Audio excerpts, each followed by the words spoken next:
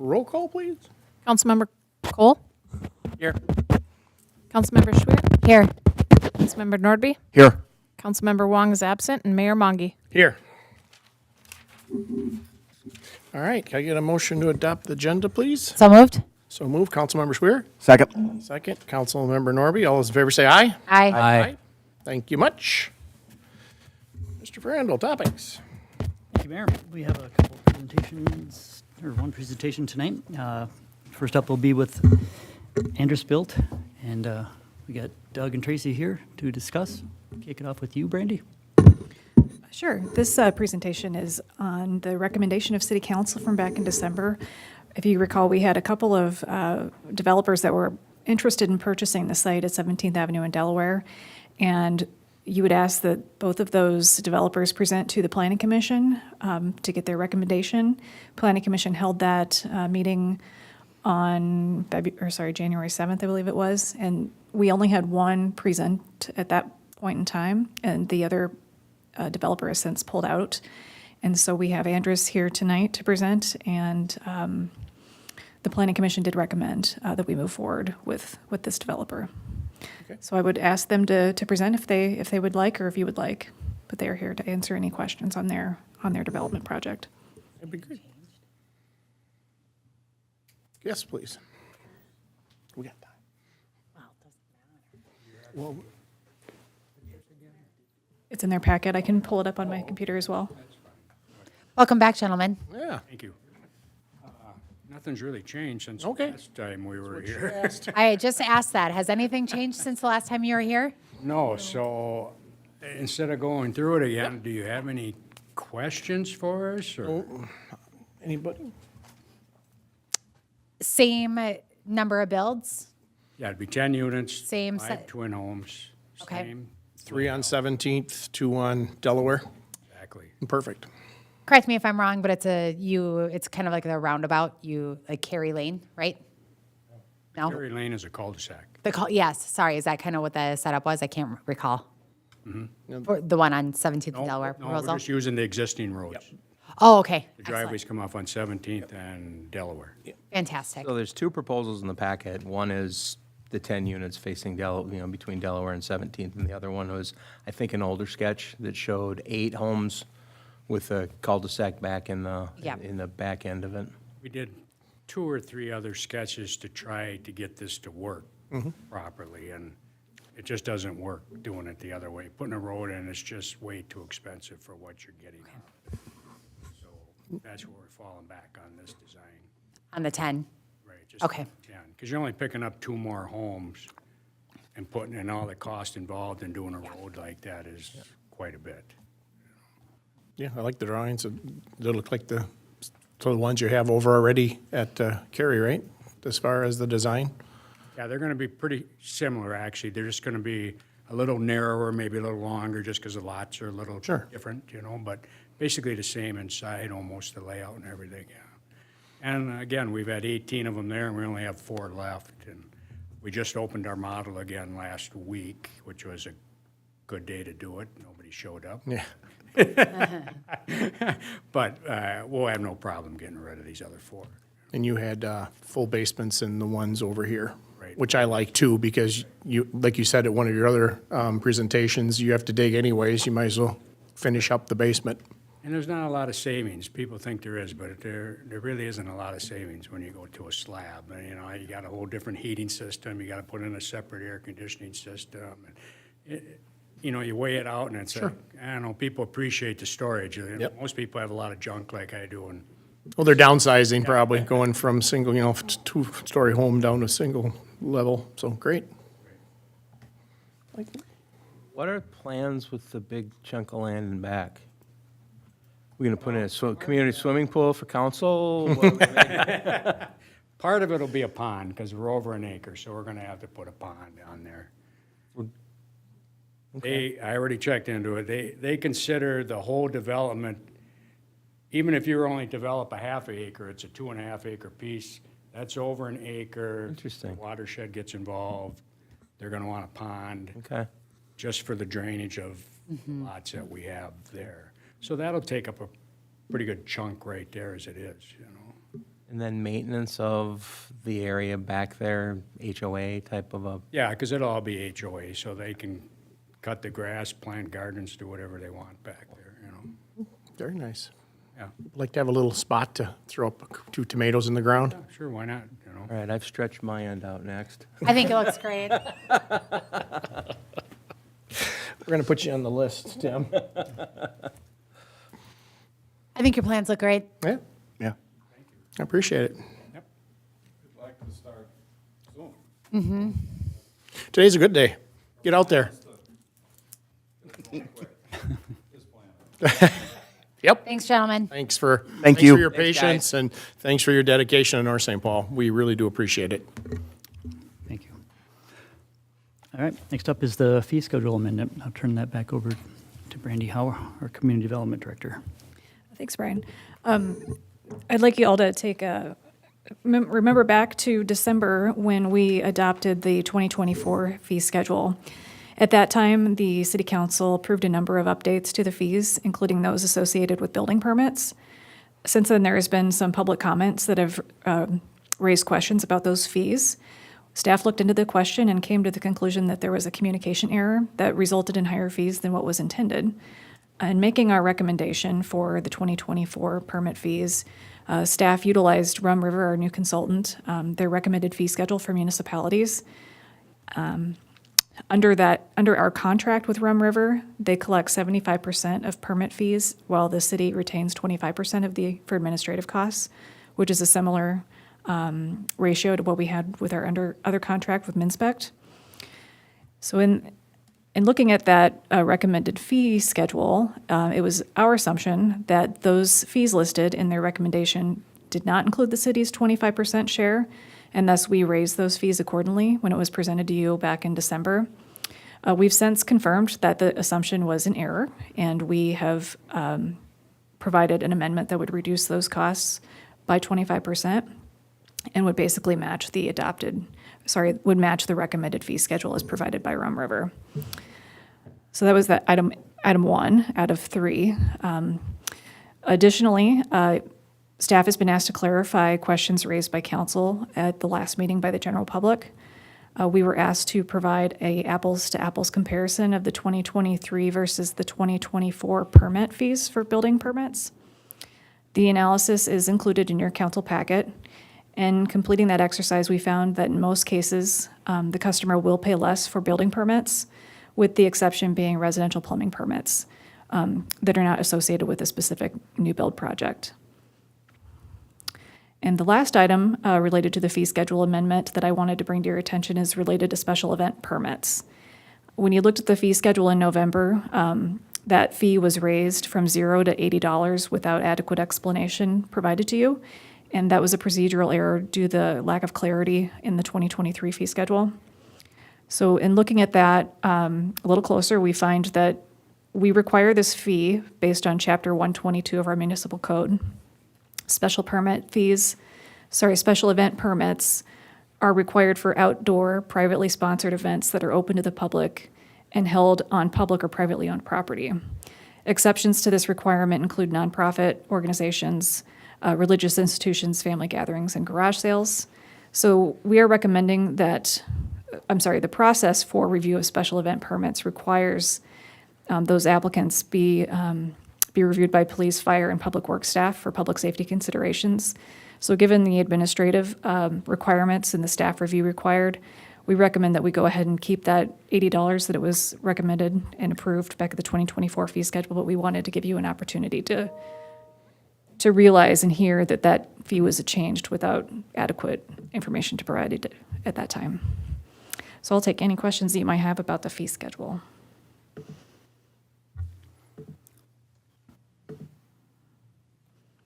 If none, this will be posted on the website as an ordinance amendment and for 10 days in advance of the next city council meeting, which would be February 6th. I had a couple. Sure. Are these fees, are we able to negotiate a couple of them? The fee for water heaters is up considerably from what it was prior. Our consultant with the building official is here. I would defer that question to her.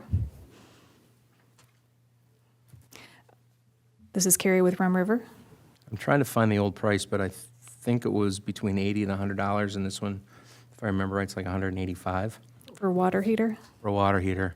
We're gonna have a lot of people, my opinion, we'll have a lot of people just put water heaters in on their own and not pull a permit to do it right. That's my concern. Understandable. I appreciate the question. Thank you, Mr. Mayor and City Council. Again, my name's Carrie Levitsky. I'm with Rum River Consultants. I'm their project administrator. Great question. The fees, it's, when it comes to permit fees, it's a really big conversation. And a lot of times, some fees are subsidized for others. And the way we approach it is that development should pay for itself. Therefore, a fee that maybe you are only charging $55 for, that doesn't pay for the cost of our service. But then if you charge a really high amount for, say, a new construction mechanical, which is what was going on previously, that $400 permit is subsidizing the $50 permit for the water heater. And I'm happy to go into a little bit more detail or get more granular, but your previous contracted inspector, they were not covering their costs on that $55 permit. But from an optics standpoint of the general public, $55 is palatable. And a mechanical or plumbing contractor that's obtaining a permit is just taking that cost and passing it on to the general contractor.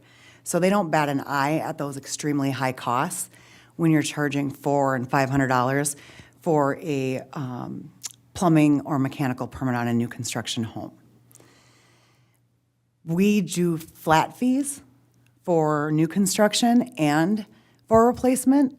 And as you can see, they're a little bit more comparable because that's the actual cost that it costs our company to provide that service. So the fee structure that you have in 2023, you've got those bigger commercial projects and things like that higher residential that's paying or help subsidizing the cost of doing the inspections for those water softeners and water conditioning systems and water heaters. Same thing with mechanical. Before it was a flat fee and then a per fixture along with per gas line. So again, from an optics standpoint, you're looking at those fees and you see $50 and $12 and adding them up, but then you have to include the gas line and all of those items as well. So as far as to your question, Councilmember Cole, on whether or not we can negotiate, everything's on the table for negotiation. I just thought that might help to provide a little bit further explanation on why there is a difference in that particular fee. And thank you. And Brandy, thank you. The side-by-side is way easier to read than what we had before, so I appreciate the time, energy, and effort that went into it. Because I just looked at the, furnace went from 80 to 125, air conditioner went from 80 to 125, air exchanger went from 65 to 125, garage heater went from 85 to 125, bathroom fan went from, I don't even know what it was, it's $32 each to $125. I understand new construction. A lot of these are replacement for existing homeowners. And to me, these looked like they're excessive increases from what they've been used to paying. And I understand the margin balancing completely. I just think it looks really high, and my fear is it will discourage people from doing the right thing, just based on the new fee structure. So by the looks of that, it's pretty much $125 to roll a truck for you guys. That's it. Correct. That is Nothing less correct. than that. It Well, just- 75 cent. Yep. 75% off of the 125. Yep. Correct, yeah. That is correct. And when it comes to those fixture permits, as far as the 65 for some and 80 for another, we're not sure why that calculation, because the inspections are very similar as far as the amount of trips out and what it is that we're doing, how long we're out there. So again, I think that's just another way of, I'm sure it was the same thing, a way to balance a few things, but, I mean, we've entered into an agreement with you. I looked at, now that I have a true side-by-side comparison, none of them, a lot of the stuff didn't jump out except the existing residents who have, need to replace a furnace, need to replace a water heater. I think a water heater, I don't know, $1,000, $1,500. So we're at 10% of the cost. So that was my only question, I is appreciate what the can be feedback. negotiated. yeah.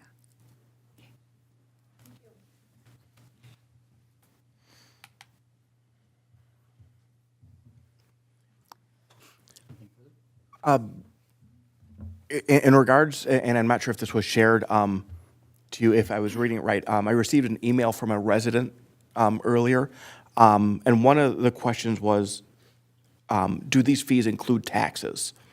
And whether or not, I don't think so, because we're a tax exempt entity. I don't think we charge tax. okay, thank you. You're welcome.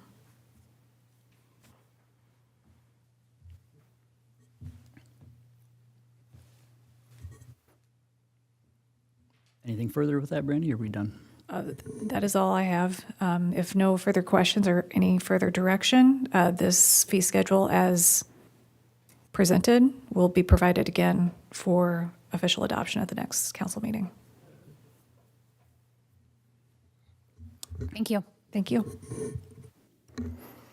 Are you, Tim? I'd still like to see the fees come down. On some of those, I mean, I think some of them are excessive. But I'm only one opinion of it. I could suggest an alternative. We do keep 25% of that fee for administrative purposes, and it's my understanding that the amount of administration that goes into these over-the-counter permit fees is probably a lot less than others. So if we were to just cut those down by 25%, they might be a solution, which would bring it down to about $94. And I would suggest the provider bring their fees down, not the city. I'm sorry, say that. I would suggest that the contractor bring their fees down, not the city bring their fees down. We still have bills to pay.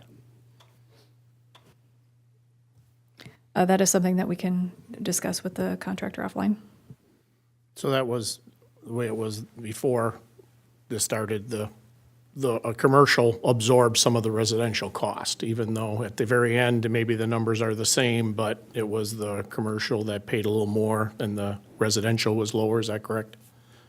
And some of the residential that have the higher fees, such as mechanical, that was being charged per fee, or per fixture and per gas line.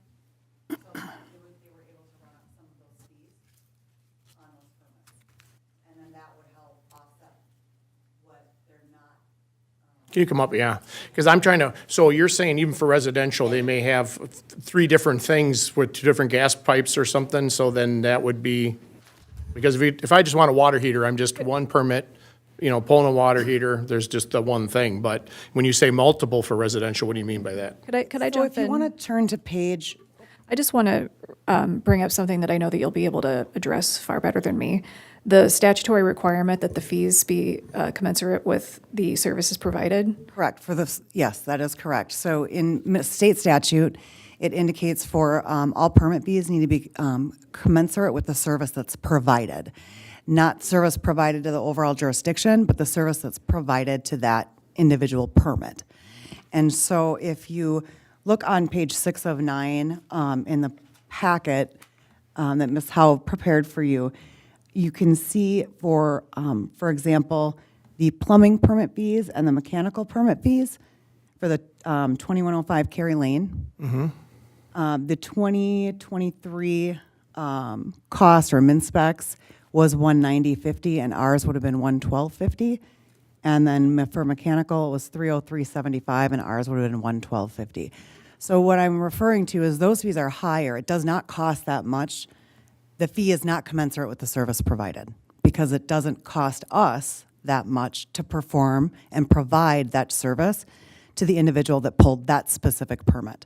So that's what I'm trying to get to. It So sounds if you- like it's, you need to be in reg for each person. You can't just at the end say, okay, this covers that, because it's a loss leader of this, we cover it by that. And that's Correct. not within state statute, or there was an issue with that before. Correct, and I'm a property owner as well, so I understand that as far as if I'm replacing a furnace, that it might be 10% of the cost of me, or, water softener might be 10% of the cost of installation.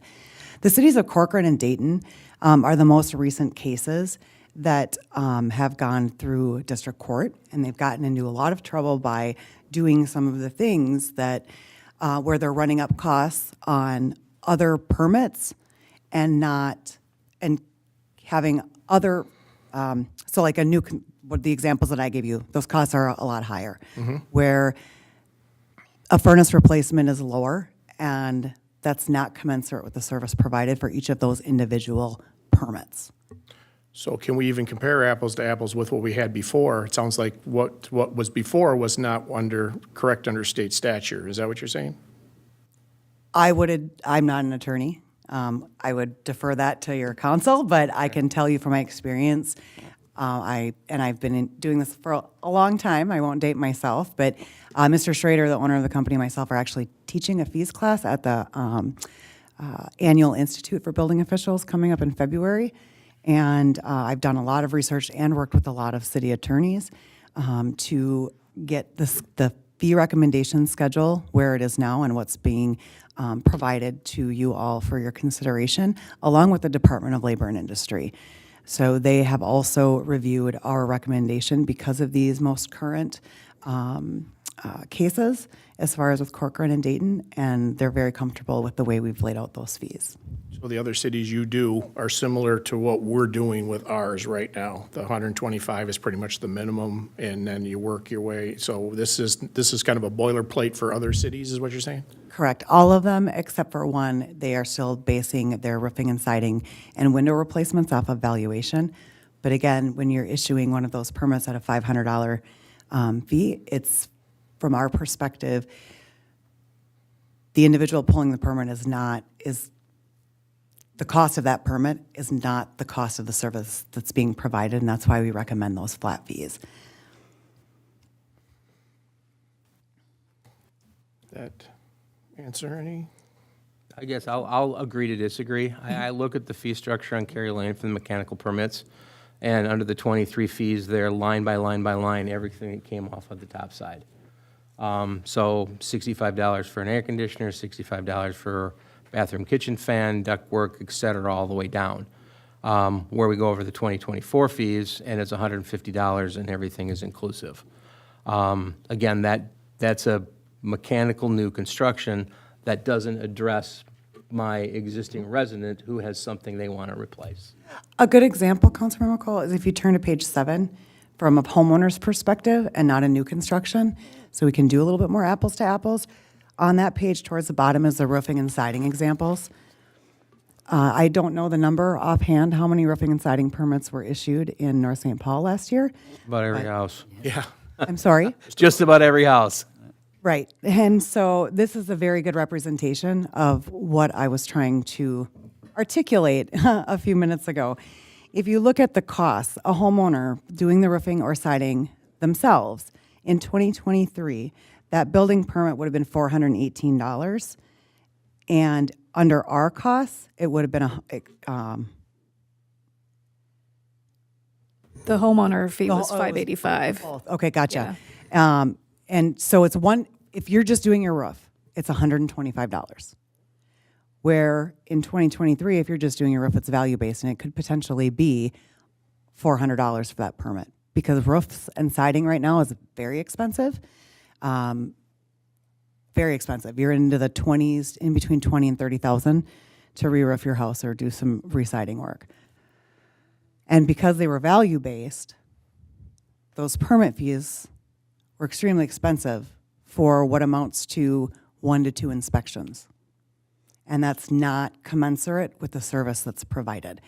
So I definitely understand your concern about those water softeners, but if you look at those roofing and sidings, which it's a lot more common and a lot more are issued, those residents are being asked to pay a lot less under our contract than they were previously.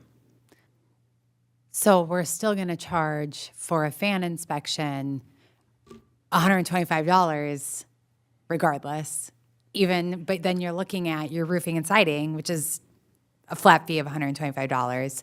Yeah, so the fan in and of itself, if someone replaces a fan in their bathroom, 1996, that's how long I've been issuing permits for. And I have never issued in that many years a permit for just a fan. Typically, if someone's doing some sort of a bathroom remodel, right, they're pulling and obtaining those permits all at one time. And so, again, say for a basement finish, if someone's putting in a bathroom, under your current fees, it's a specific amount it's based on value, which ours is too. But then we say, we're not charging any more than $500 for a basement finish. And if you're the homeowner and you're doing the plumbing and mechanical and all of that together by yourself, all of that is included in that main permit. Where everything prior to our contract was pieced together and added up, which added up to be a lot of money because they're all individual fixtures. So if you're going to do just a fan in your bathroom, do you need a permit? Yeah. I've never issued one just for a fan. And I haven't in the 2 years here that I've been with Rum River, and we have 20 full service jurisdictions. I just don't see that being very common. And that was just an example. I mean, Right. what about a water heater? Yes, I mean, water heater, it's the $125 because it costs us that to provide that service. So it's commensurate. But charging $400 for a roofing permit is not. And that's where we're transparent with what it costs, and we don't subsidize our permit fees or our recommended permit fees. Ultimately, it's up to the city council to set your fees. In our contract, it's 75 and 25, and you also get the service of us advising on what is best practices. And that's kind of the industry I came from with phones. It was an hour and a trip just to be there 5 minutes or to be there 1 hour. So that's kind of where I was asking, these specific questions. If you're taken from here and, subsidize it internally, but if that wasn't a proper practice going for that time, then then we just have to understand that. And I appreciate Councilmember Cole. We have everybody here right now. What's going to happen is we're going to come back to it, and it's going to be 2 weeks if we have a few minutes, if we can, just kind of discuss. I really appreciate everybody talking about it, then we can figure out from there. But at least as long as we got everybody in the room, let's try to see if we can try to get a little bit farther ahead where we are. I'd like to discuss Brandy's option a little bit more. Although I 100% agree with Councilmember Cole that the city has bills that need to be paid, the way I understand it is the city would be getting more right now for a water heater permit than the city did in the past for a water heater permit. So if we don't need, and I don't believe it would cost the city any more man-hours than it did prior to 2023. So for the over-the-counter permits that are just basically a stamp of approval, possibly reducing that city percentage, because in the grand scheme of things, the city would be taking the same amount of money. I would be open to that discussion. I think that's a fair. With the MinSpec, we got 25% from them too as well, right? That rate hasn't changed. The city gets the same amount compared to between the two here? Is that, our cut's the same between both of them? That's correct. So there's nothing changing. On their side, they get more because of the way their model with the trip and things like that. They're doing that, but we're getting the same amount either direction from last year to this year of the 25%. Yes, the breakdown is 75-25. That remains the same, yep. But in past years, it would have been 25% on $62 for a water heater is the way I look at it. This year, it'll be 25% of $125. So the city would be getting more money for that water heater permit than this year than we did last year. Is that an accurate statement? I believe so. But I'm sorry, go ahead. Sorry. I would just look back to the two examples that were laid out, one on, in our packet, one on page 18 of 44. where it says that the city's share under 2023 fees would be $151 for a roof redo, and under 2024 fees, the city would get $87. You go back to the same new construction build on Cary Lane, the 2023, the city's portion would be $116. 2024, the city's portion would be $52. So both examples that were put in this packet cut the city's amount in half. But I think that brings us back to the statutory issue where we were charging for items that potentially were not commensurate with services.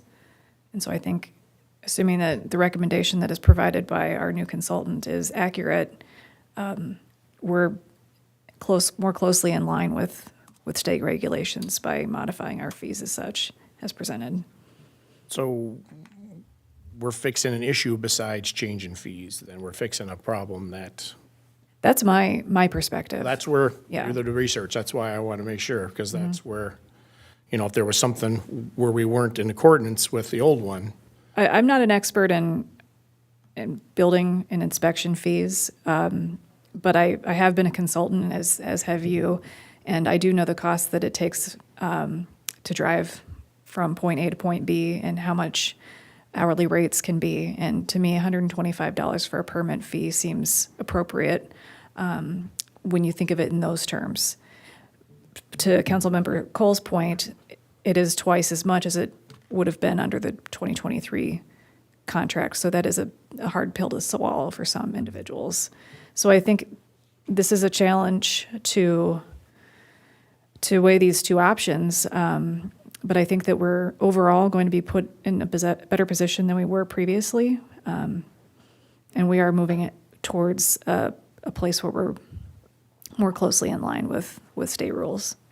And I also think it's important to point out that that $65 for the mechanical fee, that does not include any gas line work. So I'd be interested in seeing how many permits actually went across the counter at only $65 versus $65 plus the additional fees that would have been added on to that. So if you look at it just line item, you are correct. It is twice as much. But on those permits, typically there's the gas line fee, which is an additional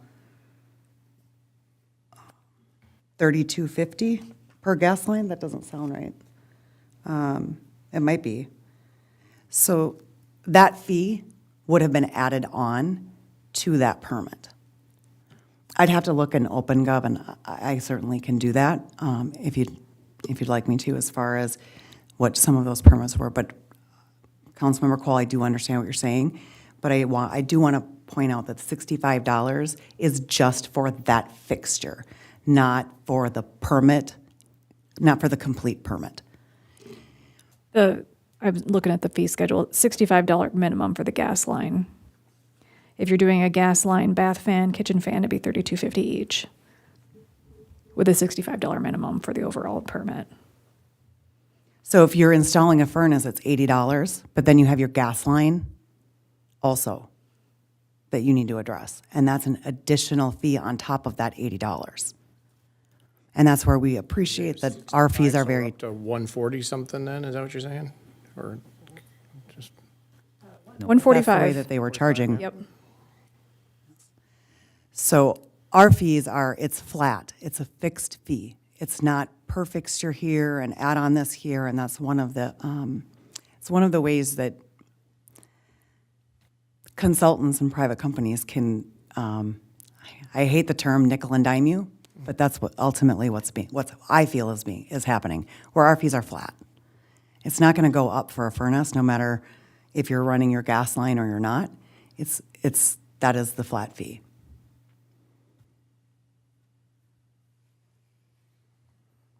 so that's really, if it was the old one, there was two permits they would have had to pull for that then, probably. It would all be wrapped into one permit with multiple fees. Multiple fees, one per. Correct. Same thing That's with the same thing plumbing. when you said basement. If I was redoing my basement, you said there's pretty much a flat fee for the basement? It's based on value, but it's a maximum fee. Okay. So if someone has a lot of square feet, that basement finish permit can get high real quick. And again, in order to have the fee commensurate with the service provided, no matter what, regardless of the value, because that's all done on the plan review. So there's a plan review and a permit fee on those. We wrap it all into one, and it's a max fee of $500. And if the homeowner's also performing their own plumbing and mechanical, that's also wrapped in that maximum $500. Now, with the way the state statute is if you hire a licensed or bonded contractor, they by statute have to pull their own permit. So we can't get away from that because then they are responsible for the service that they're providing to the resident. But our service, as far as plumbing and mechanical, it's not per fixture base, or we don't have additional fees besides those flat fees. It will not exceed that amount. Where on here, you have the potential to compound those fees depending on all the work that's being done. So this is a good learning experience for all of us. So if I'm doing a bathroom, so would I need a separate permit? Would I need a thing for the toilet, the sink, and the shower? Would that be 3 different things, or is that all covered underneath one? They Would would that be be under one permit. Yep. But they would be additional fees for every fixture that you're. Okay, that's what you're saying. So that would be. That's how your fees were So that would be 3 fees for that, but under yours, it'd be just flat. flat fee of that. So if you were doing a plumbing and you were doing 3 fixtures. Yep, 3 fixtures. Let's just try to figure out one of So these, your yeah. base fee for plumbing for a residential is $50 base, plus $12 per fixture. That's the 2020, or earlier. The fee schedule. 2023, that was the fees in 2023. So if you're doing a bathroom remodel and you have the toilet and tub or finishing off your basement, toilet, tub or shower, sink, drain, possibly, trying to think of I guess the shower head is one fixture. Then the faucet for the tub would be another. I mean, you could potentially have just say 4 is about probably the average. 12, 24, 36, 48. So that permit then jumps up to $98. And that's where the permit is only one permit, but you have multiple fees that are stacked on top of the base fee. Where our fee structure is flat. It's a flat fixed fee. And again, going back to what it costs to roll a truck or what it costs for our employees to go to a job site or a resident's home and perform an inspection, whether they're putting in 4 fixtures or 1 fixture, our cost is the same. And that's where we really adhere to the statute requirements that fees are commensurate with the service provided. It doesn't take that much longer to look at multiple fixtures in one bathroom. Okay.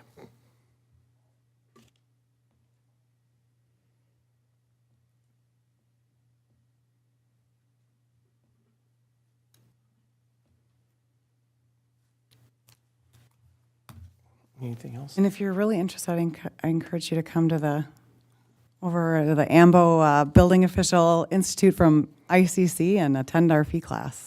Well, part of it too is when we look at if we weren't in accordance with where we're supposed to be at the last one, now we're looking different, and it's just, there's a lot of moving parts now. It's not just apples to apples compared to that. Now, if it's where we're supposed to be paying for each one of those, and there was different ones that were higher, like a store, you got your loss leader product that they buy, because you know you're gonna make it up on something else. Now that's where we have to try to get it around our heads with that, plus the fee changes. And you can get in touch with Brandy after between now and when you discuss and ultimately decide at the February 6th meeting. If you have any additional questions, Brandy can reach out to me and we can provide information. And I would encourage you to look at those fees from Corcoran and Dayton. The judge did put judgment and went in favor of Housing First Minnesota because the fees were not in line with those as far as commensurate for service. All right, well, there anything else? I thank you for the input. We learned, we're learning a lot, and it's something it's in front of us now, so we're trying to figure it out. And Randy, maybe we can take a look at what you were talking about with the Corcoran one too, Yep, I can do that. and we can go from there. Does that work for you? Sure. Okay. Get more information and go from there. Thank you. All right, next item up is the EDA discussion. This was started a little while back, trying to find, or bring the authority, which has the ability of taking loans of money and appropriating money. Seems like a lot of cities are going to bring that under the purview of the city council. So that's what we're looking at here. EDA right now is an authority that we want to change and bring underneath the city council itself, and then in turn have a recommendation committee made up for the EDA that would make the recommendations to council at that point. Turn that over to you, Mayor. I know you did a little background work on that. Do you have anything you'd like to add to that? Sure. Thank you. Appreciate it. We were looking at how the EDA was set up. Of course, being brand new as mayor, we were discussing different scenarios with the EDA. Ours is set up differently than any other city around us. Ours was appointed, and it was a 6-year term, and they were authority. It wasn't a commission. So other cities, the actual council were voted in. They're the EDA, and we would log in, do the EDA business as far as any kind of bills and be able to do that, which it came to us before, after the authority anyways. So, and then we're looking at doing, going to a commission. So we're still going to take we know the value of our businesses, and I've talked to Joe. We have 2 left that are on the EDA. We've had a change over this year. A lot of them have done it many years and retired. Mr. Shifsky, Mr. Du ran the EDA and did a great job, and we had a lot of great talent on that committee. They've done it a long time, so there were some changes. So we have Joe, and we also have Terry Furlong, are the 2 members that are left. So I asked Joe what his thoughts was about that, and he thought about it, and he would, because with the authority, you need a treasurer, you need a vice chairman, you need a lot of different roles in that because of the authority, because there's I think it's a $200,000 a year, I think is what it is for budget. So it becomes that. So that will take the burden off of the EDA. There's a commission. They would meet probably, we're talking meeting quarterly. If there's more, we'd meet more often. Projects, I talked to both Terry and Joe, and we were looking at doing for existing businesses we have here in North St. Paul. We have great businesses. We want to make sure that we're appreciating them. So the EDA wants to focus on our existing businesses and what we can do 2024 here to help our businesses that are here in North St. Paul. And so they were in favor of the commission part of it and bringing the EDA back to the council. And they would be the actual official with the budget and stuff like that. So that's my update.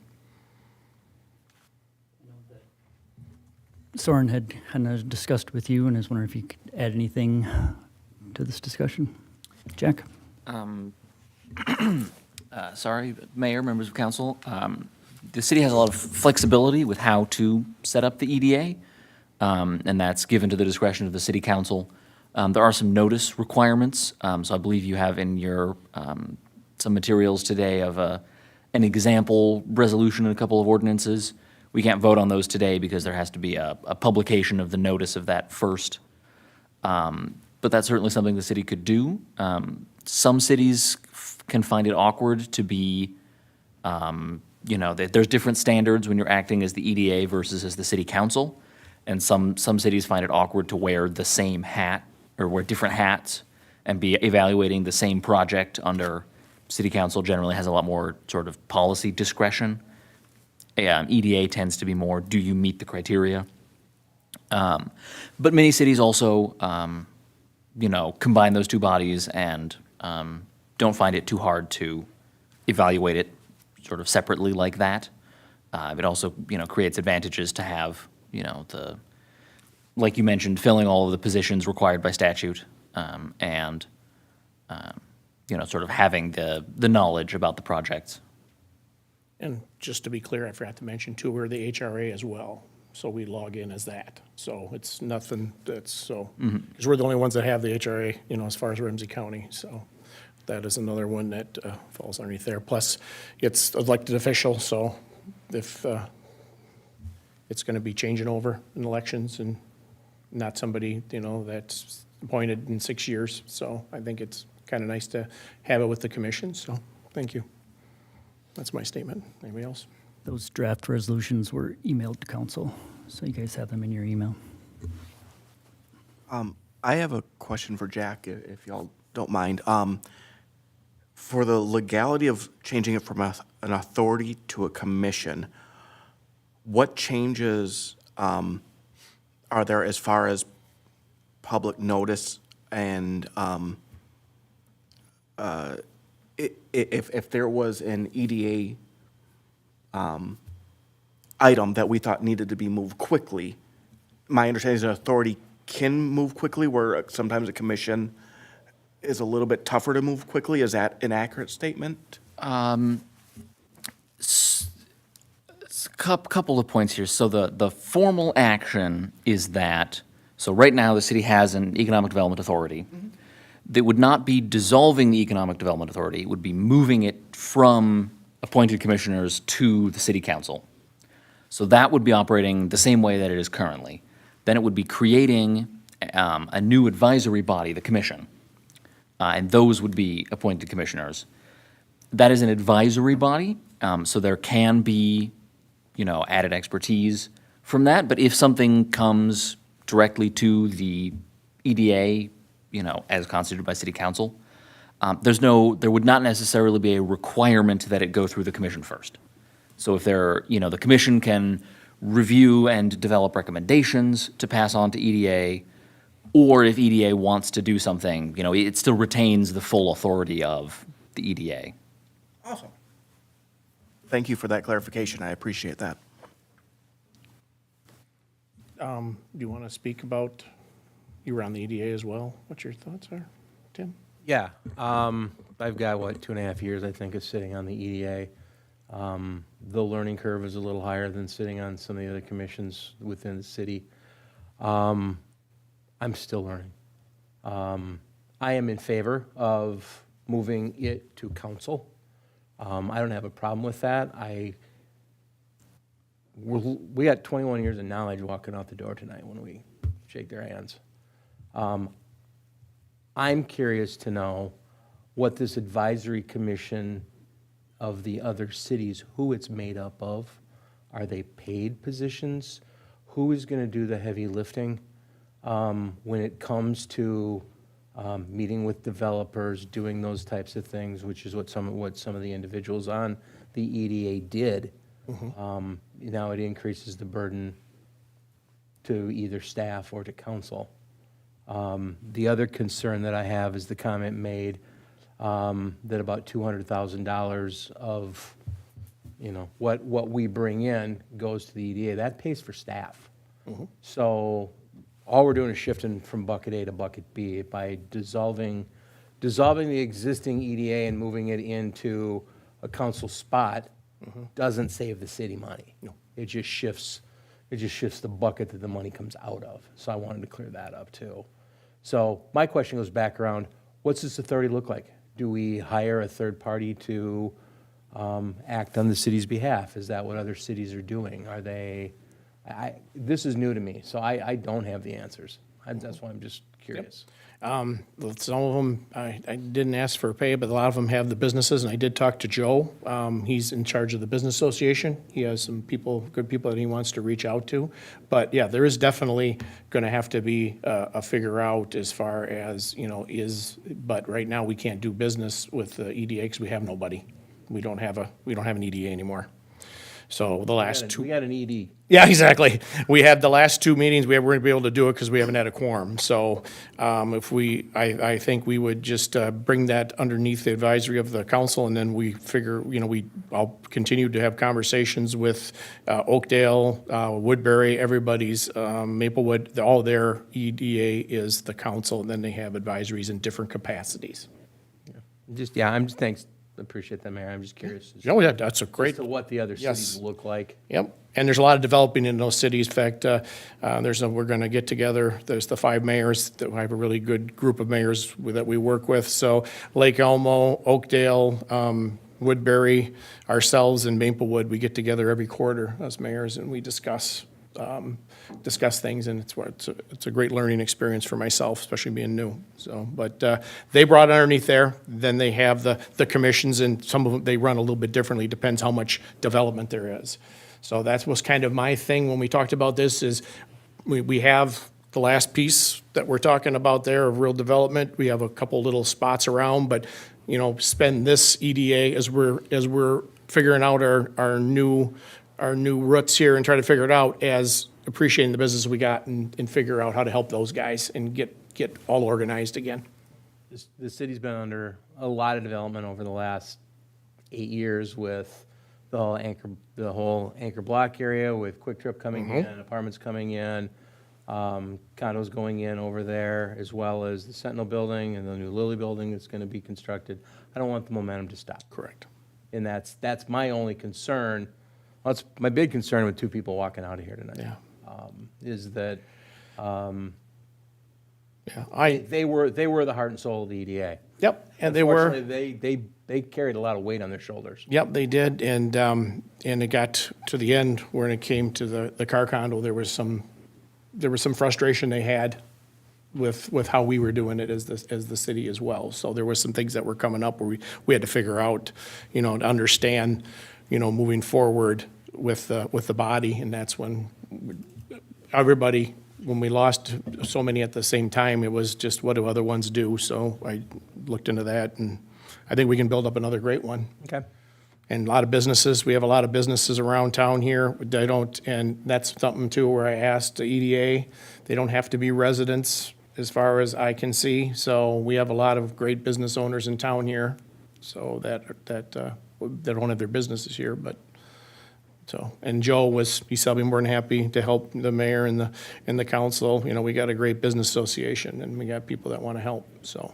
Good. And when I talked to Joe, the pressure was, he said, to meet and then to have the fine, and just the kind of things like that. He was, when I first asked him, he was kind of like, whoa, I don't know what you're talking about. Then he thought about it, and when he discussed it, he said, I really would like to be able to, with my expertise and everybody else, be able to help, but the business side of it is as far as the council itself. Good, thank you. I think Terry will bring some good insight on Oh, that yeah. as well. They all will. He And Terry's was, going to be gone for 4 months. He's served our city for so long and so well. He's going to be gone, so that we have really one person that's left. We have a couple that resigned. Tom Shifsky, God bless him. Since I started as on the planning commission, and I started EDA, as mayor, it's he's done his time, and they were all great, and they stayed for all these big projects. But it's one of those things now. Everybody can take a breath. The biggest, all these big ones are done, and they've done so much work for our city, and they're tired. That's why I felt when I was talking to them, they've done it. And Archie was a great. Was on our commission too. Everybody are on our authority. So we had a good group, and we'll build it up again and have another good group. We just have to do it a little bit differently, I think, so we can keep everything running. Terry will bring some good insight because he was on that EDA recommendation committee for Oakdale. So And he's willing to help. He says, whatever we want to do, I'm going forward. He says, I'm there for it. Of course, he's in Texas. He gets home tomorrow. Maybe. He's smart, he's not. all right. All right. Anything else? Nope, I'm good. You good, everybody? Thanks. I appreciate everybody letting me do some discovery on this. And like I said, it was good to find out more information. Thank you.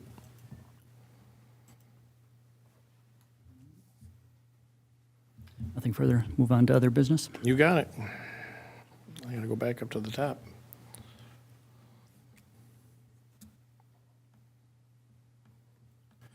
All right, any other business? Nope. Jason, Norby, none? Anybody? Okay. Then we'll move on to adjournment. Anybody want to say? So moved. So moved. Councilmember Cole? Second. Councilmember Norby. All those in favor say aye. Aye. Thanks, everybody, and we got almost 20 minutes to have a break.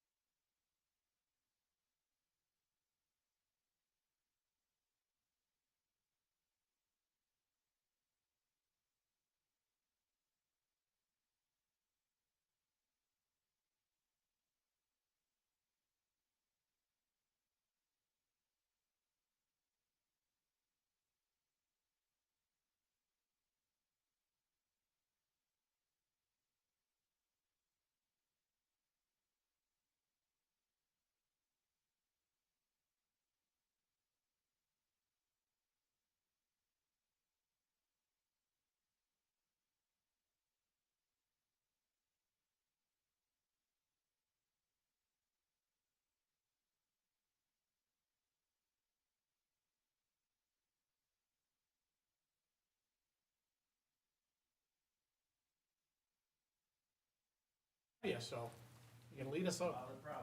Appreciate it.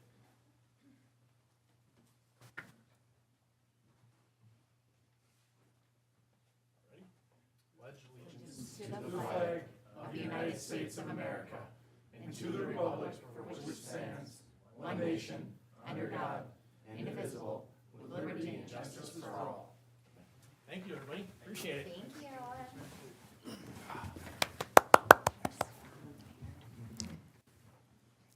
Roll call, please.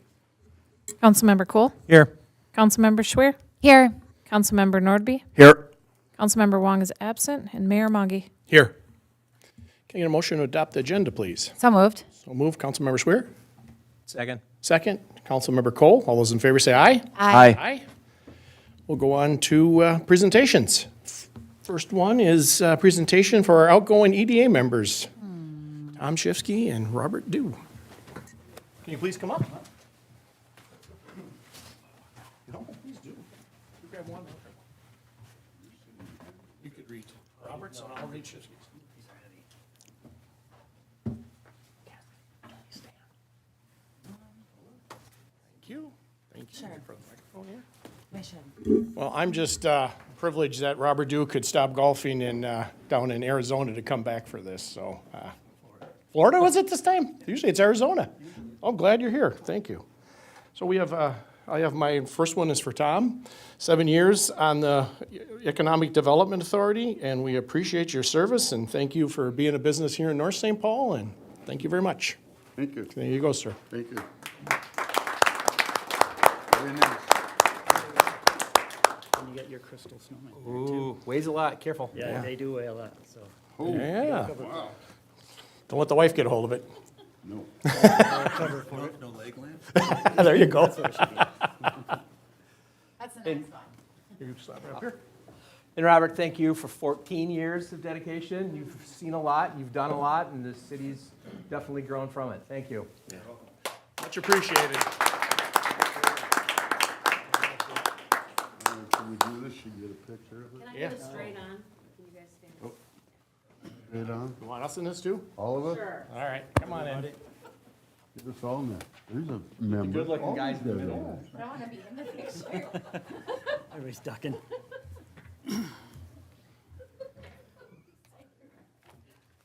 Thank you, gentlemen. Thank you, guys. Photo vomit. Did you pop your head in there? No, I went under She the was desk. You were ducking. on the desk. You went the opposite direction of what we thought was gonna happen, huh? Thanks, Tom, Robert. Yes. All right. Thank you. All right, next presentation is the Park and Recreation Commission Annual Report. I'll have Brandy lead that up. Whoop, whoop. Represent. I was saying I don't think I can continue all of the wonderful dad jokes that we've already heard in this meeting, but I'll do my best. Yeah. Well, hold on a second. We're waiting for it to.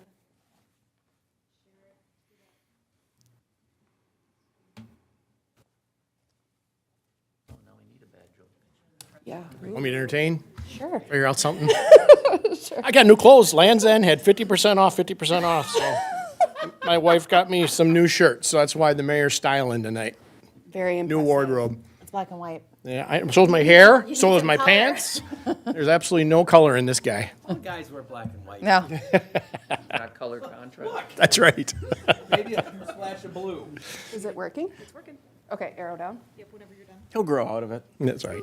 Wonderful. Well, good evening. My name is Laura Greenlee Karp, and I'm the Vice Chair for the Parks and Rec Commission. And I'm Lloyd Grodchick. I'm the part of the chairman of the Park and Rec Commission, so thank you for having us here tonight. Welcome. And we are here representing, of course, our whole commission, but we want to make sure that we got in front of you so we can highlight all of the wonderful things we have been up to this previous year and what we plan on doing this next year.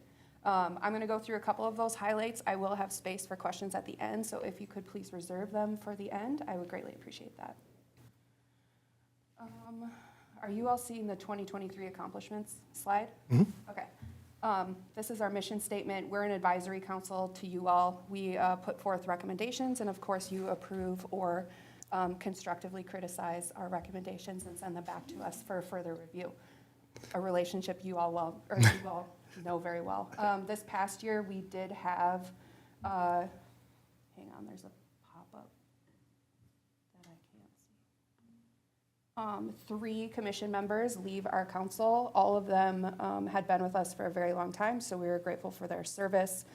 That being said, we added two more commissioners We're up to 7. in their place for a total of 7, and they'll be starting with us this next month. One of the biggest highlights is finally being able to move forward on Housie Park. We solicited recommendations. The bids that we received were much higher than anticipated, but we were able to work with the city, mostly Brandy and Jill and all of the people behind the scenes who were able to secure funding for us through the DNR Open Space Grant so that we can actually start working on that in 2024. We were able to install beautiful signs that are modern, up-to-date, and will hold their own in our parks, more so than the wood signs. So as you're driving around, you should be able to see those at all entry points of all of our local parks. We worked with the Southwood Task Force to manage volunteer projects at this park. That's a relationship that we've had for a long time, and I want to make sure that we acknowledge that that relationship was really carried forward by Kathy Trundle, who passed away before Christmas, and that Nature Preserve would not be here without her. So we are working in partnership with that task force to make sure that we memorialize Kathy at Southwood itself, to make sure that everybody knows about her stewardship of that space. In 2023, we were able to host Fire and Ice. This year, we were not, because there's no snow. But last year, this continues to be a really exciting event where the community comes out. It feels very small town, homey. It's well attended every single year, and we're grateful for the support of the fire department in managing all of the fires, and then the Salvation Army is there providing hot chocolate, and the Parks and Rec Commission is there generally being delightful and welcoming the community into our spaces.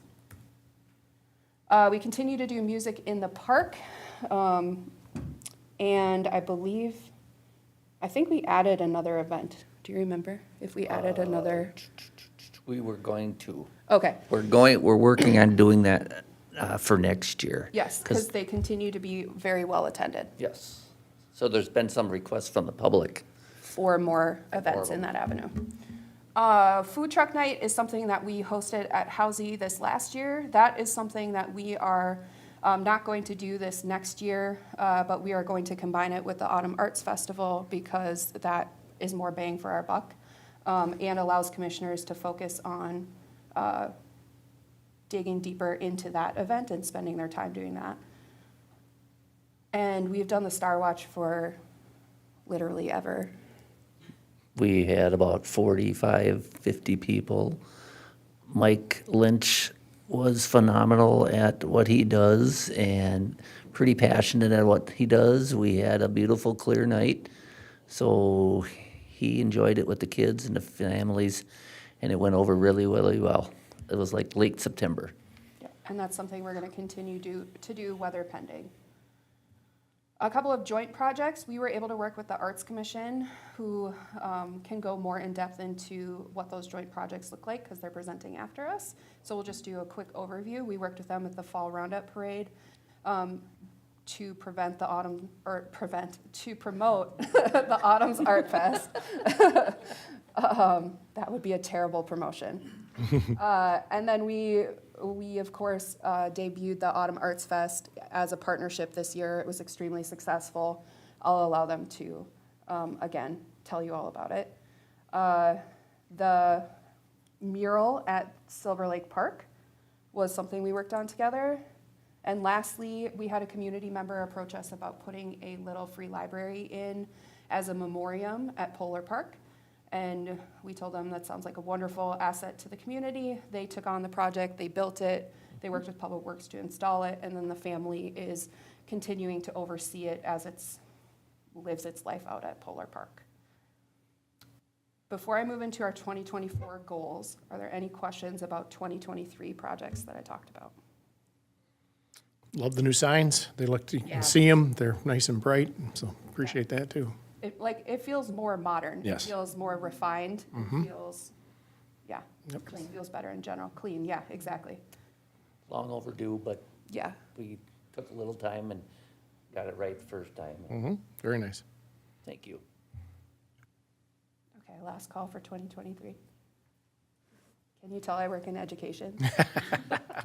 Okay, 2024.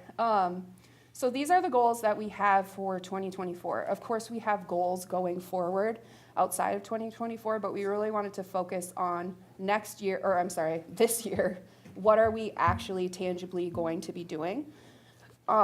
So the first thing is Housie Park reconstruction and grand opening. That is something that's been long overdue, and we're really excited to have done. I believe it's going to be done by the end of summer at the latest, if not sooner. I feel like it's like spring. They're going to probably start in the spring. They'll start in the Yeah. spring, yep.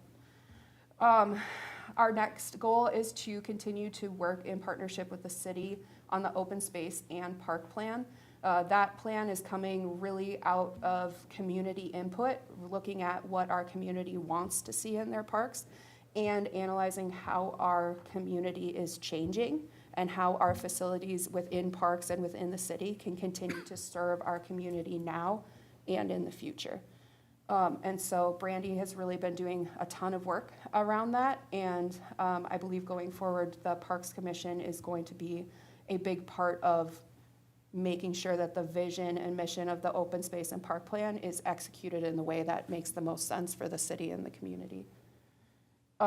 It's providing guidance and rationale for capital improvement, like I said, and it's going to be a 10-year roadmap for maintenance and improvement of our parks and open spaces. So this is like a park improvement plan on steroids, basically. It's really looking at not just parks, but at the city and how they work together to overall enhance everybody's life experience within North St. Paul. We're also going to select a consultant for McKnight, a downtown park, and a passive park. Those are big undertakings. They're something that we're focusing on, and we don't want to do it on our own, and we want to make sure we do it well. So we're going to tap a consultant for that.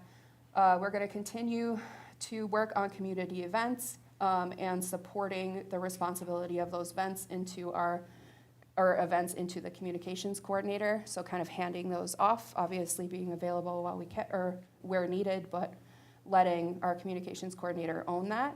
And lastly, continue to do research into community gardens and skateboard parks, both things that the community has directly reached out to us about wanting, and making sure that where and if it makes sense, it gets plugged into that open space and park plan. Did I miss anything? No, you did great. I think you did fabulous. Okay, That's why she's doing it. so now I'll open it up to questions. Going. You gotta give them more time than that. I would just like to take this time to thank you for all your hard work and the wonderful things that you're doing with this commission. So thank you. Thank you Yeah. for your support. Yep, I appreciate it. So the three, you said McKnight, a passive park in downtown, is that what the three were? yes. Okay. As well as Housie. Those are Housie, like yep. our four main, well, Housie we're taking action on. Mm-hmm. McKnight, downtown, and passive we're working with the consultants so we can take action on it. But those are our main priorities.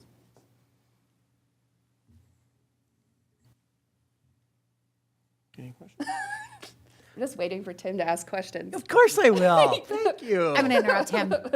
It has been a pleasure sitting on the commission with all of you guys. It's been a great first year, and I look forward to the next 3 years to see what more we have, what we can do with our city parks. Thank you. We got a nice mixture of energy on our commission. Some of them are very, very Facebook and stuff that outaged me, so I have no idea. Laura and Sarah are so good at it. We're a diverse group Yep. with varied skills that all support everybody.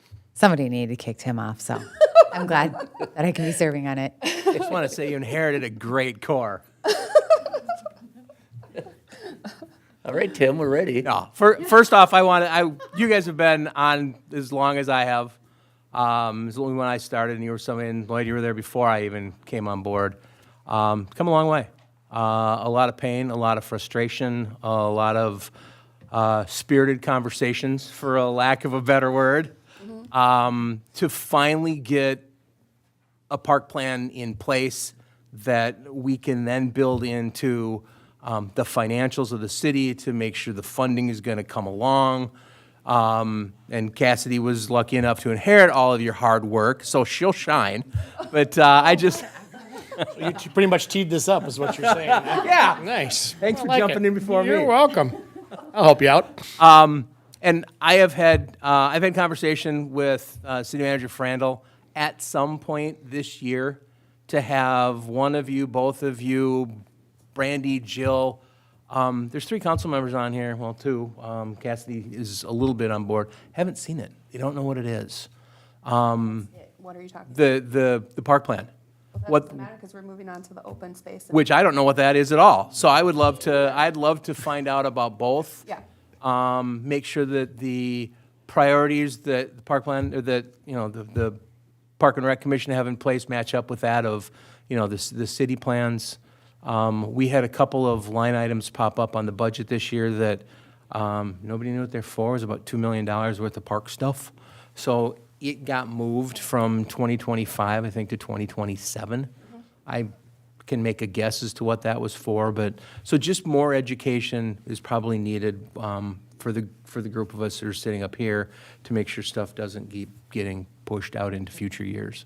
Yeah, I definitely think that would be something that we were all willing to do. And that being said, with the caveat of, we're a volunteer commission, and yes, we help with the financials, but ultimately, at the end of the day, that's not our expertise. Nope. So if that's something that you work directly with the city on to fully understand that, that's where I would go first before you talk to us. No, so the finance department put them in, but didn't know what they were for. They were placeholders that came out of the Park and Rec and didn't know what the projects were. So that's why it's just a little bit better education. We're not asking Park and Rec to do finance. We're just asking for a little bit more education as to what the priorities are and what it is. I'm assuming it could be McKnight, it could be a new building at Housy, it could have been a bunch of things that were on that short-term priority list. Yeah, I'm not sure exactly what you're referencing, so I'd have to. Neither were we. That's why it got moved out 2 more years. We've come a long way since I started in 2008. Yeah. However, We didn't even have an agenda. Well, we kind of had an agenda. But that's, going back to that quickly, like, that's something that we can get back to you about. We just don't know off the top of Yep. our heads. Nope. and Brandy has helped develop the park, the open space and park plan Exactly. Yep. significantly Yep. through last year and can work that with them to help regarding the presentation moving forward.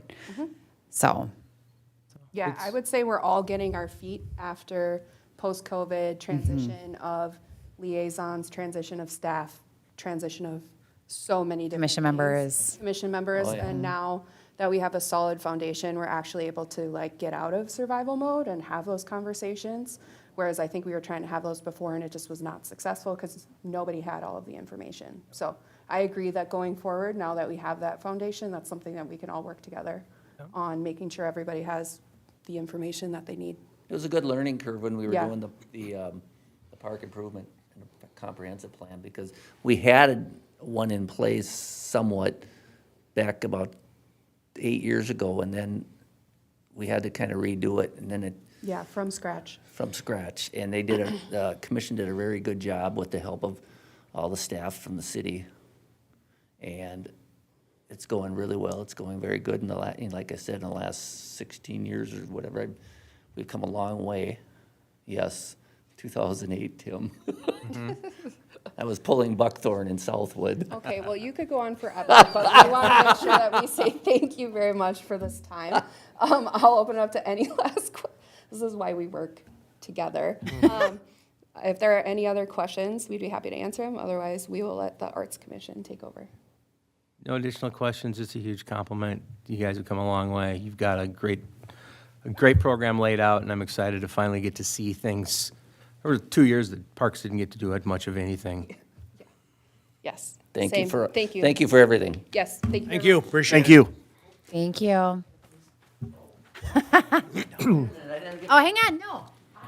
Oh, yeah. What about me? About me. Sorry, Tim. Yeah, Really? Notice the lawyer doesn't want to be in the picture for some reason? I should stand in the background.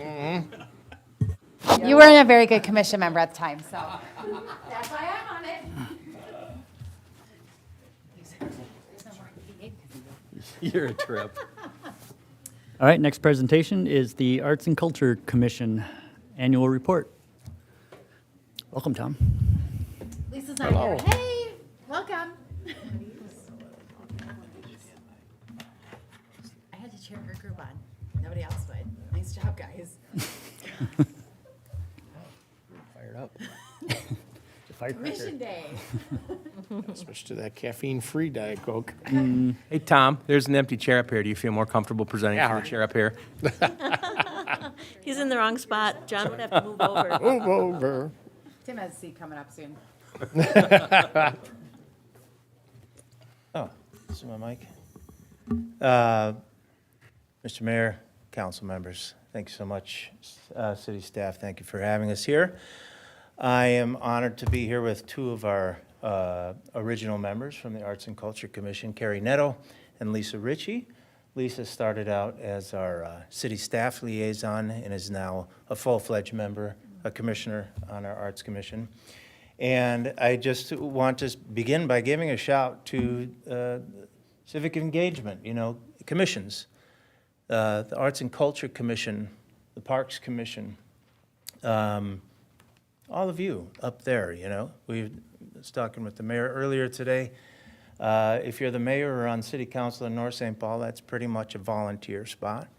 Fire department back there, Parks Commission, and all of our engaged citizens as well, The anthropologist Margaret Mead said, you should never doubt that a small group of thoughtful, committed citizens can change the world. Indeed, it's the only thing that ever has. And so while we may not be changing the whole world, we think we're doing a lot to change our world here in North St. Paul. So I wanted to take a little bit of time and just talk about how we've been trying to get that going here with the Arts and Culture Commission. And we'll talk a little bit about what we have coming up in 2024 here.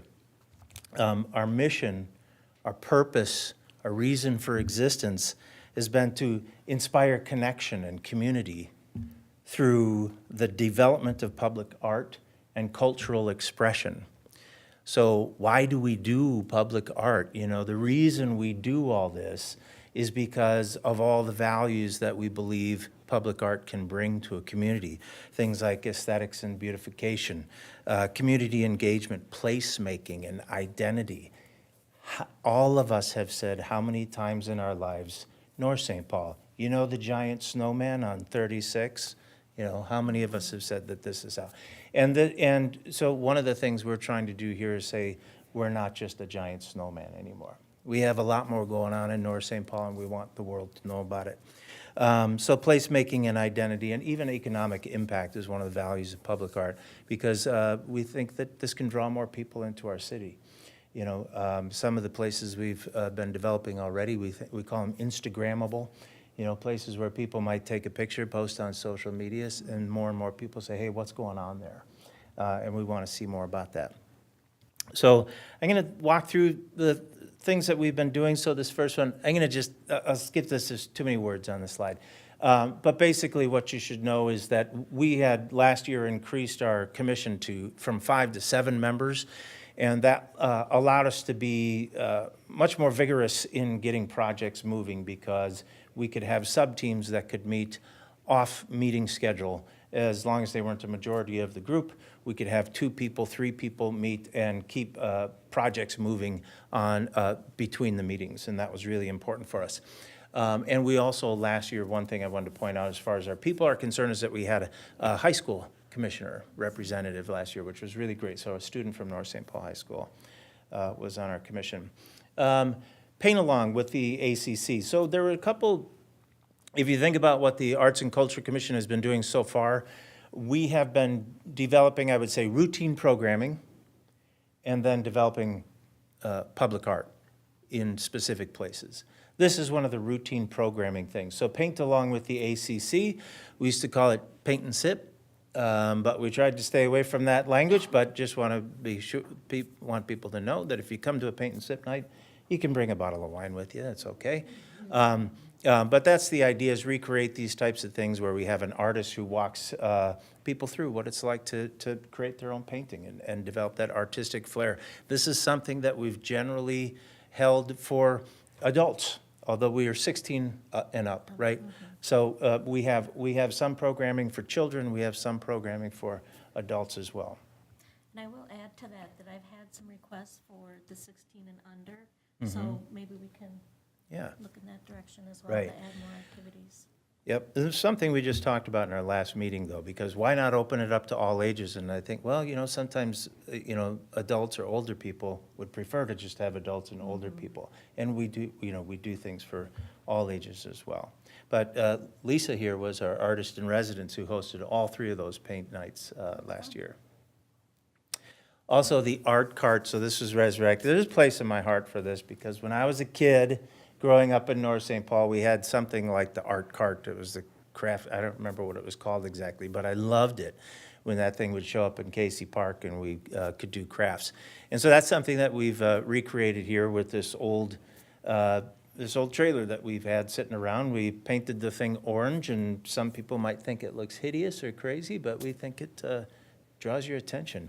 And there was community involvement, just how the thing is painted. We have handprints and a lot of things that we had residents and people that were at the car show could come and paint on it. But that's been a lot of fun, and we roll that out at the car show and then also at all the concerts, music in the park. It's another way that we collaborate with the Parks Commission. The next thing we did was utility box wrapping. So you've probably seen these in lots of different areas in the cities, if not other areas in the country. But this is something that we've been doing because this is a really low-cost way to just kind of bring some visual interest and some artistic expression to the community. It doesn't really cost a lot, but it also gives us an opportunity to engage the community. The first 2 that we did, we had a survey, a poll online, and Carrie, I don't know if you remember how many people responded, but I think we had a pretty good turnout for that, for voting online on what people wanted to see. And so the 2 winners were the first 2 on the left. And then the next one we did, the commission just chose those, and the subgroup that was focused on the utility box wraps did that and chose that art. And so that's great. So we have more of that planned for 2024 as well. Our mural project, this is something, that was really kind of the impetus for the Arts and Culture Commission in the first place, was this talk about trying to get a mural somewhere downtown. And so we'd really been hoping to try and get a mural downtown. We did not have a lot of money, but we took a shot, and we put a call for artists out to about 35 muralists.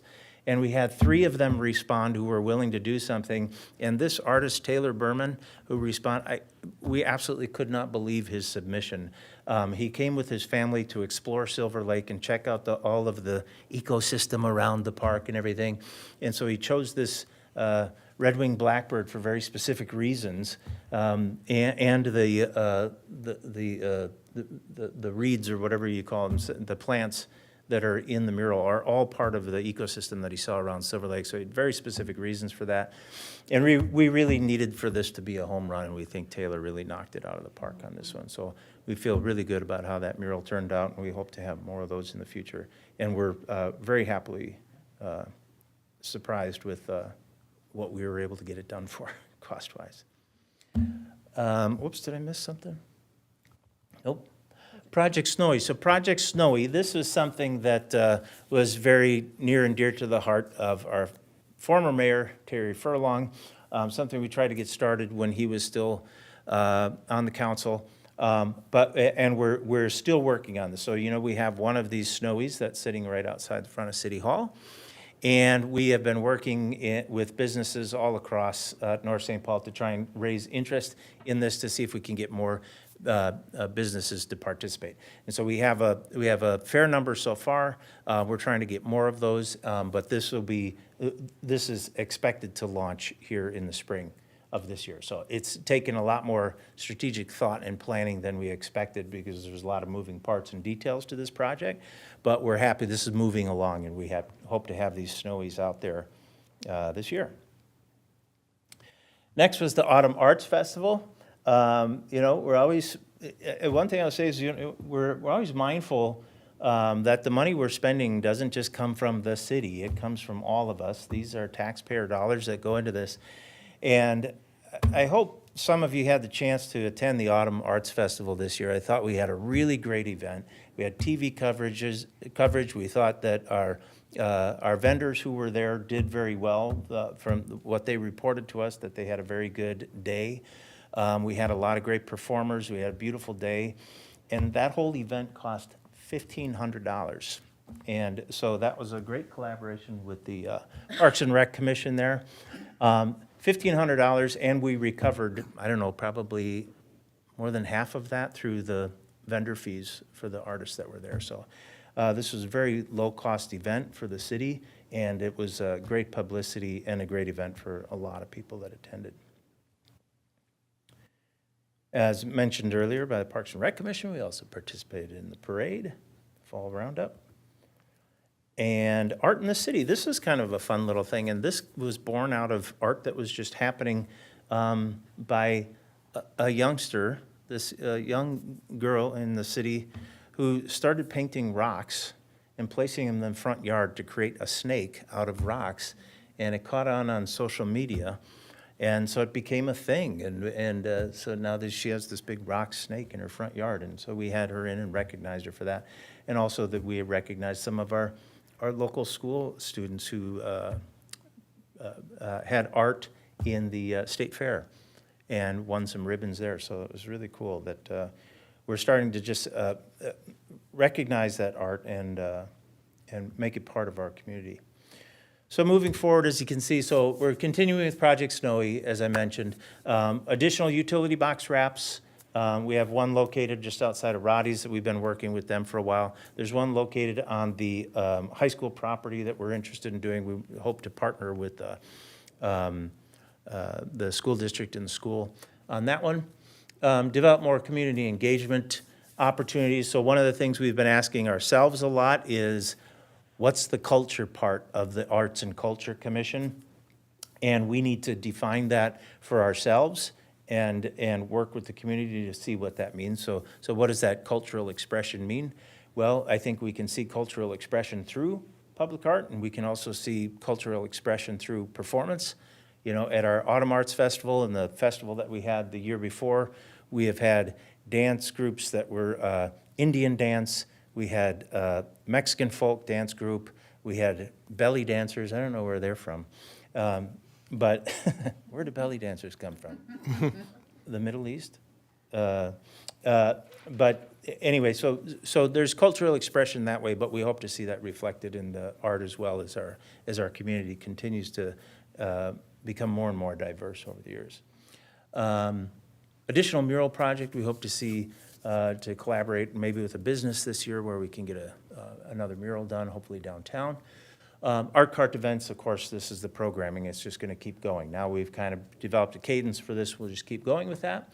Paint-along events, same thing, and the Autumn Arts Festival again. So we're really looking forward to collaborating with the Parks Commission again and just keep growing that thing, make it better and better each year, and make it a thing that people in North St. Paul and beyond plan for that weekend every year that they're going to be at the Autumn Arts Festival. Carrie, Lisa, anything you want to add? No, great job, Tom. Yes, very good. I do want to thank you for supporting us. I'm extremely passionate about not only art, but also working with kids. And this opportunity has provided me both of those things. And I look forward to the upcoming year and doing even more. Thank you. Well, everything's Thank so you. wonderful. The wraps are such a beautiful addition, and then the mural, and then to have the muralist at the art festival was so cool. I mean, I think they ran out of birdhouses quite fast. Yeah. Sure. I look forward to seeing another mural in the city. Me too. Any other questions or thoughts? Anything you'd like to see from the Arts and Culture Commission? I would just like to take this opportunity to thank you for all your hard work and everything you do for the city. Really, really appreciate it, and you guys probably don't hear thank you near enough. Thanks. Thank you, everybody. Appreciate To everything. take a step back, Tom, this is 3 years into the arts and culture. It's been around for 3 years. Yeah, I mean, you've moved fast. we do. We keep a That's a busy leader. agenda. Yeah, staff keeps telling us to slow down, but we'll push them as hard as we can. Thanks for having me. Come down. Mayor's going. I'm going to represent for Lisa. Much better looking than the mayor, but I'll fill in. You guys.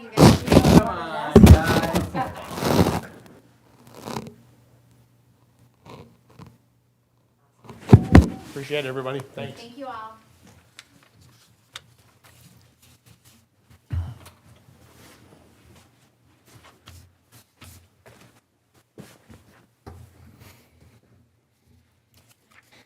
All right. All right. Agenda, please. Consent agenda. Item A, January 2nd, 2024, City Council meeting minutes.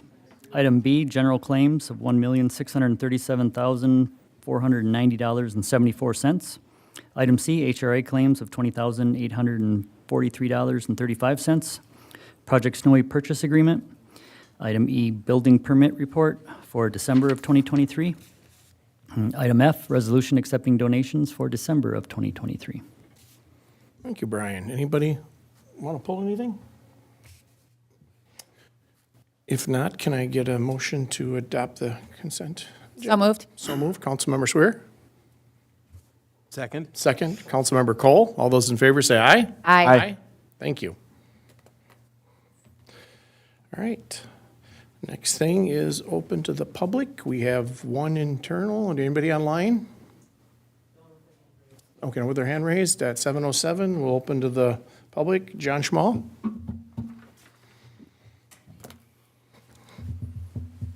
You have the floor for 3 minutes. Thank you, sir. Hi, John. It's all your floor. Just don't take it with you. John Shamal, 2750 Chisholm Avenue. Third time, LexisNexis. Now, I don't know if I'm ever going to get an answer on this. I started out with the police department. This is the third time at council meeting. Where did it go? Is it coming back? Can you give me an answer? Do you want me to just shut up?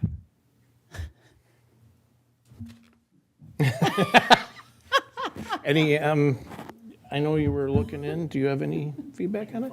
With both Phil and Chief Okay.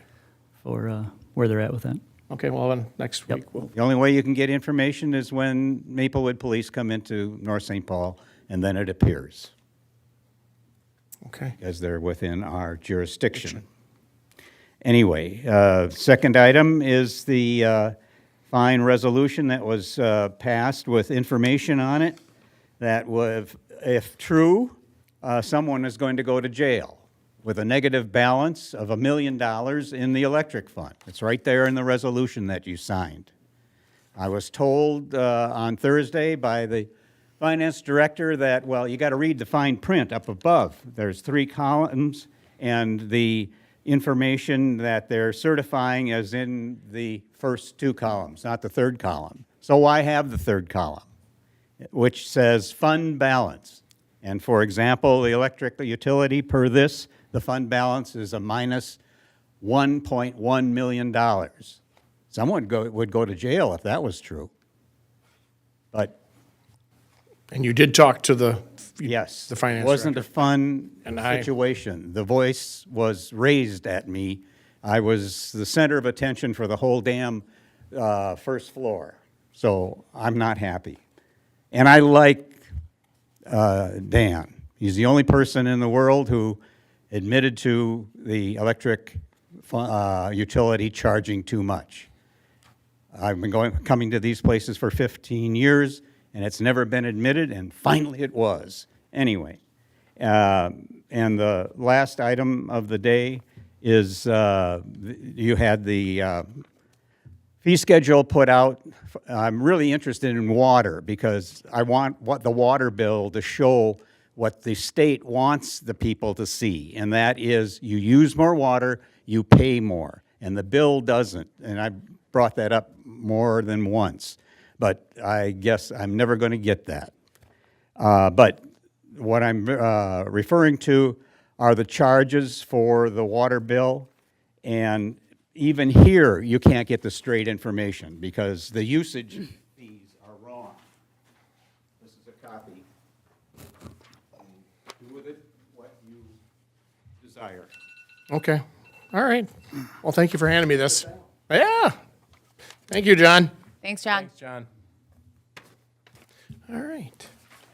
7:10, public hearing is closed, or public meeting, all right. All right, city business action items. First one up is consideration of development proposal for the 2329 17th Avenue East.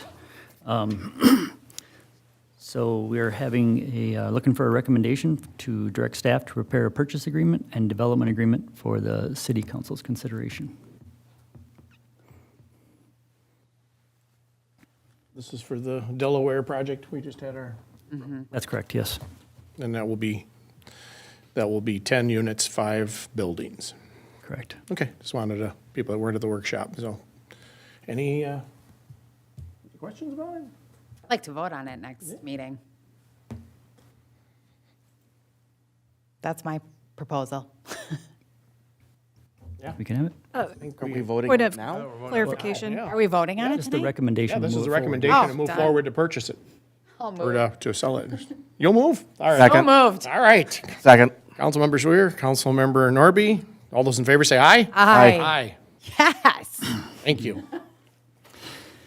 All right, item B is the fire relief funding benefit increase agreement between North St. Paul Fire Relief Association and the city of North St. Paul.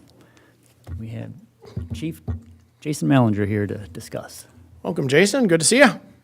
Hello, Mayor. Hello, Hey, Chief. council members. I'd like to introduce you to our Fire Relief Board members that are really the ones behind the scenes doing all the work. So if I could have our members come up. I have Great. our president and lieutenant, Tim Gangle. Nice. We have our vice president and captain, Chris Mellon, our treasurer and captain, Ethan Johnson, and our secretary, Lieutenant Giacomo DiGiacomo.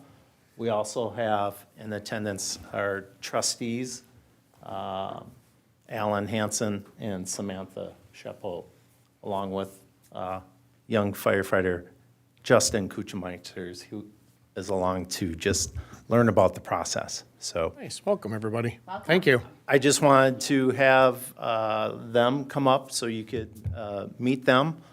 I'm going to just ask the treasurer and the president to remain up here with me if you guys want to have a seat right there, and give you any information if whatever's needed before you tonight as it relates to first the agreement that we have with the city in regards to benefit increase. And if you'd like me to go, or us, into detail on that, if you have any questions, I can kind of walk that through if you would like. Good. We're good. You're good. Okay. So that's our first step is the agreement after more or less the process is being done differently now as it relates to what's required from the state for us. So we've had our board have meetings with the city manager and Dan to come to this agreement. So in order for us to move on to the next item, we would need to pass this resolution. Okay. All right. Can I get a motion to bring up the fire relief funding benefit resolution? So moved, Your So Honor. move. Councilmember Norby. Second. Second, Councilmember Cole. All those in favor say aye. Aye. Aye. All right. Thank you very much. You're welcome. Second before or after is our recommendation for increase of the maximum benefit to the firefighters for their relief pension.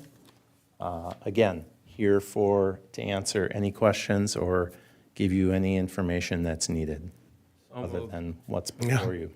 Second. Yeah, we read it, so got a motion to, okay, Councilmember Cole, Councilmember Schwer, second. All those in favor say aye. Aye. Aye. Thank you. Thank you all. Thank you. We very appreciate your work. Guys. We really do. That's, Thank you. you guys are great. Thank you. You may have noticed, there's a lot of people besides in the meeting here tonight, but a lot of students around. We have a full house tonight. Captain Johnson and Assistant Chief Fixon are teaching a Fire 1 and 2 class. We have about 25 students around from the metro area that are part of the Ramsey County Chiefs Association that are in class tonight. Additionally, we have Lakeview EMS teaching 6 students Yeah, I saw EMR. those in there. I went and said hi. So we have 4 of our firefighters in there, plus 2 students from Stillwater. So a very busy house tonight. Nice. A very positive. If I could get the whole fire department to come up, or you guys are here in front, and the council will come down, we'll get a picture of everybody together up front here. And all I heard is if one of us goes down, we're pretty much covered tonight. Come on down. Wherever she wants. She's the boss when it comes to the camera. There you go. We're good.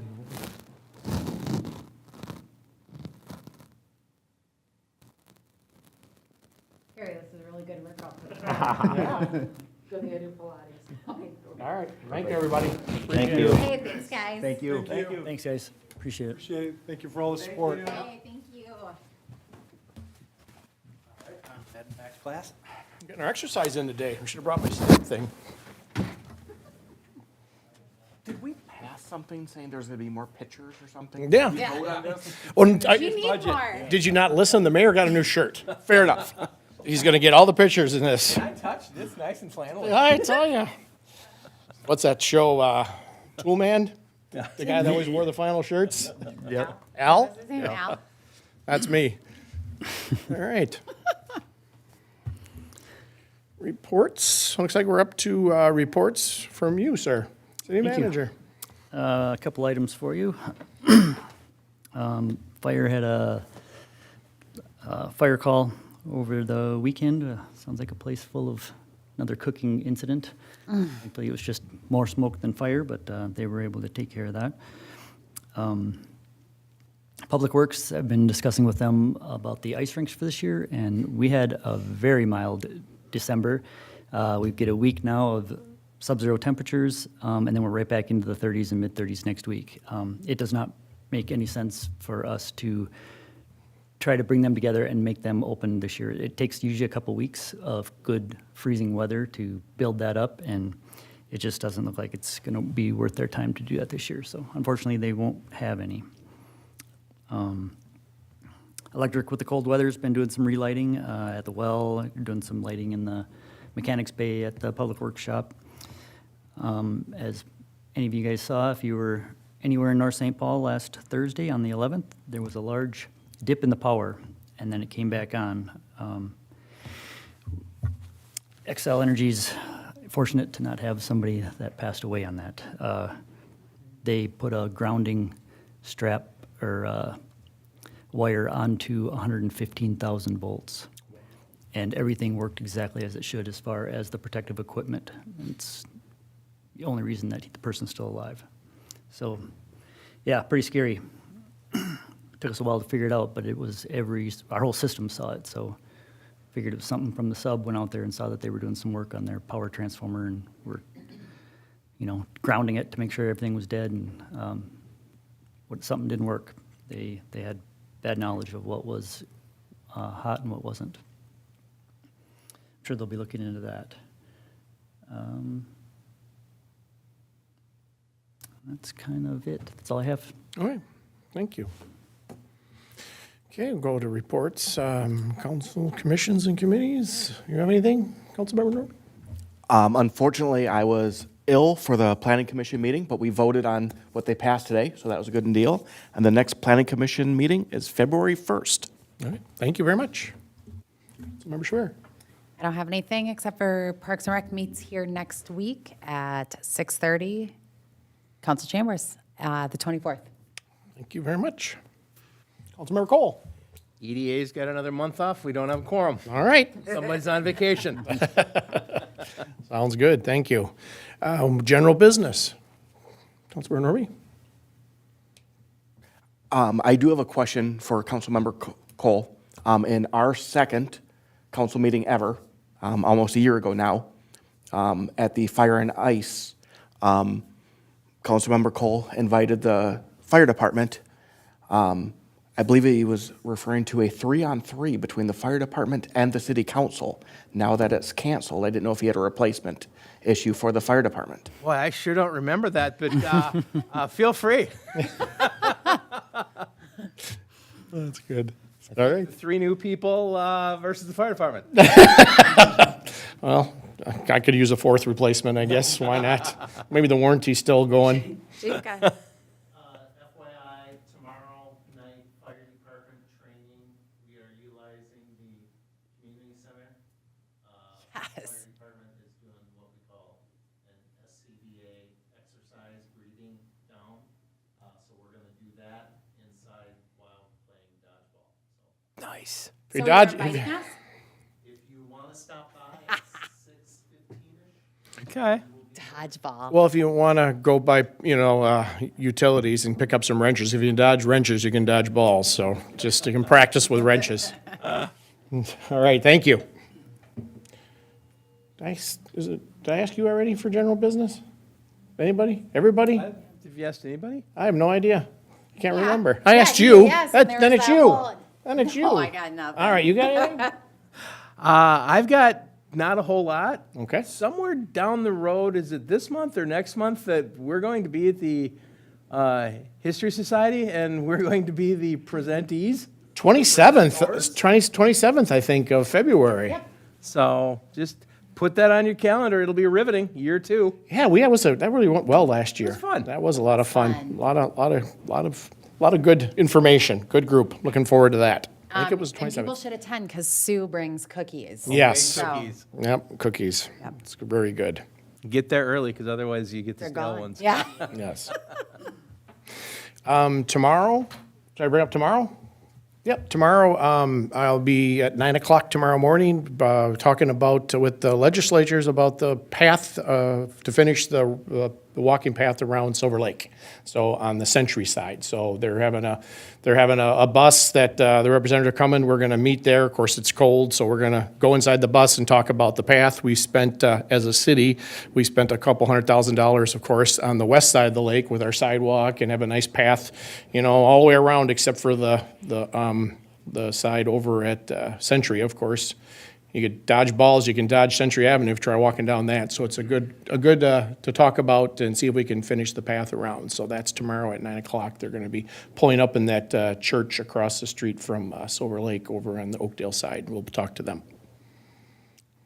If there's nothing else, I'll ask for adjournment. So moved. So move, Councilmember Schwer. Second. Second, Councilmember Norby. All those in favor say aye. Aye. Thank you all. Good night. So what about the dinner? Is the dinner